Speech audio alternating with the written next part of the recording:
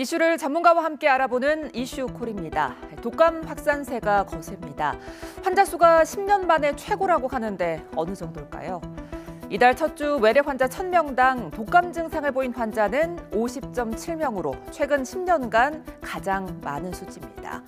더 걱정되는 건 전파 속도입니다. 직전주보다 2배 이상 폭등하면서 무섭게 퍼지고 있는데 기온이 떨어지면 확산세가 더 커질 거란 전망입니다. 이번 독감은 특히 어린이와 청소년을 중심으로 퍼지고 있는 게 특징입니다. 7에서 12세 독감 의심 환자는 외래 환자 1000명당 138.1명으로 평균보다 훨씬 많은데요. 초등학생 독감 의심 환자 수는 이미 지난 절기에 정점 수준을 기록했습니다.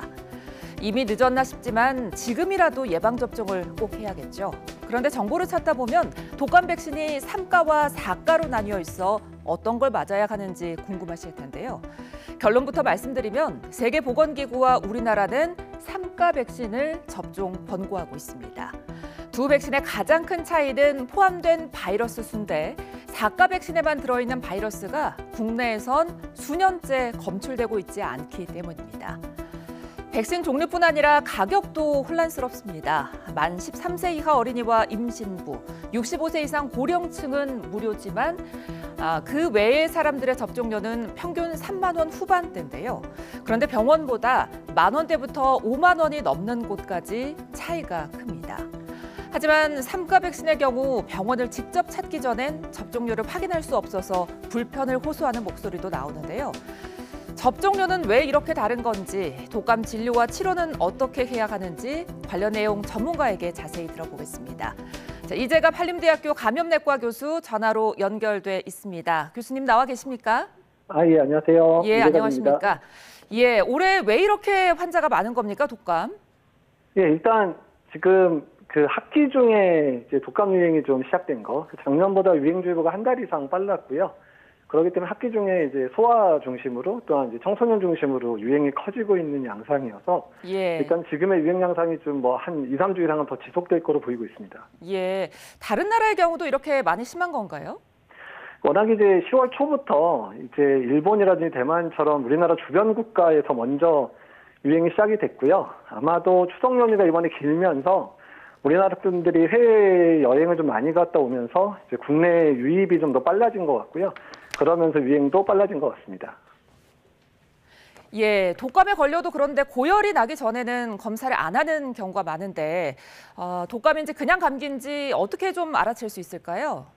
그러니까 사실 이제 증상만으로 구분하기가 상당히 어렵기는 한데, 그러니까 독감 같은 경우에는 이제 열이 갑자기 올라가게 되고 전신에 근육통이라든지 이런 부분이 생기면서 증상이 시작되긴 하는데요. 또 사람에 따라서는 이제 가볍게 시작하는 분들도 있어서 증상만으로는 어렵고, 그래서 유행주의보가 내린 이후에는 호흡기 증상이 있으면 일단 독감 가능성 생각하고 일단은 바로 진료를 받으시는 게 좋을 것 같긴 합니다. 예. 그런데 독감 환자의 경우에는 치료할 때 타미플루를 복용해야 하잖아요. 근데 이 부분에 대해서 부작용을 우려하는 분들도 많더라고요. 실제로 부작용이 보고된 건 얼마나 됩니까? 그러니까 실제로 이제 소아에서 이제 인플루엔자에 감염된 이후에 뭐 치료제를 썼든 안 썼든 간에 아이들이 이제 좀 혼돈 상태에 빠진다든지, 그래서 뭐 길에서 차에 뛰어든다든지 아니면 뭐 상에서 뛰어내린다든지 이런 사고들이 몇 번 있었는데요. 근데 그런 사고들이 이제 여러 국가에서 조사를 해봤더니 약제 때문이라기보다는 인플루엔자 자체에 감염돼서 이제 고열이 나는 상황, 그리고 인플루엔자 가끔 뇌 자극 증상이나 이제 뇌수막염을 유발할 때도 있거든요. 이제 그런 거에 의한 2차적인 증상으로 판별이 돼서 약제의 부작용은 아니라고 이제 지금 이제 결론이 나기는 났습니다. 근데 어떻든 아이들이 인플루엔자 걸렸을 때 고열 나는 시기 적어도 걸려서 최소한 2, 3일 내에는 부모들의 이제 집중적인 관찰하에 보호하에 있어야 된다. 이런 부분 주의로 알고 계셔야 될 것 같습니다. 그런데 이게 타미플루를 직접 복용하는 것과 링거로 맞는 사이에 어떤 차이가 좀 있습니까? 예, 지금 주사로 나온 이제 테라미비어라는 이제 치료제를 이제 요새 많이 사용을 하고 있는데요. 기전은 이제 타미플루인 오셀타미비어나 테라미비어나 기전은 같은 거고, 이제 주사로 맞는 게 한 번만 주사를 맞아도 되는 편의성들이 있고 또 약간 좀 이제 효과의 속도가 좀 빠르다고 돼 있어서 예. 요새는 좀 주사를 좀 선호하시는 분들이 있는 거는 같습니다.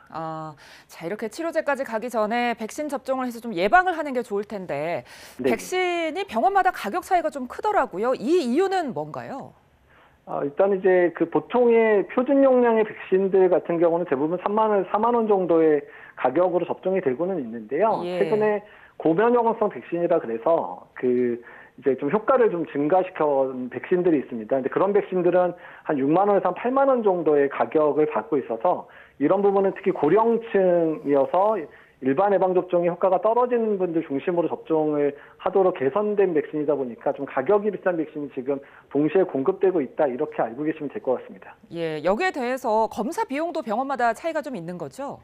예, 검사 비용도 이제 지금 대부분의 인플루엔자 신속 항원 검사가 고위험군이 아닌 상황에서는 대부분 비급여로 처방이 되다 보니까 비급여는 워낙에 정부가 통제를 할 수 없고 개별 병원에서 수가를 정하기 때문에 약간의 차이가 있을 수 있습니다. 예, 이렇게 유례없는 독감 유행 속에서 고병원성 조류 인플루엔자 AI까지 발생했습니다. 사람에게도 전염이 가능하다는데 어떤 점을 좀 조심해야 될까요? 예, 현재까지 이제 고병원성 이제 조류 인플루엔자 같은 경우는 사람 간 전파가 일어나지는 않고요. 그렇습니까? 감염된 예. 동물과 접촉했었을 때 이제 감염이 될 수 있거든요. 그래서 이제 사육하는 농가라든지 또는 지금 방역에 참여하는 분들 같은 경우에는 일단 접촉할 때 주의를 좀 하셔야 되고요. 또한 개인 보호라든지 이런 걸 철저히 하셔야 되고 혹시나 유사 증상이 있으면 바로 보건당국에 신고를 해주셔야 됩니다. 예, 알겠습니다. 지금까지 이재갑 한림대 감염내과 교수와 함께 독감 관련 주의사항 알아봤습니다. 교수님 고맙습니다. 네, 감사합니다.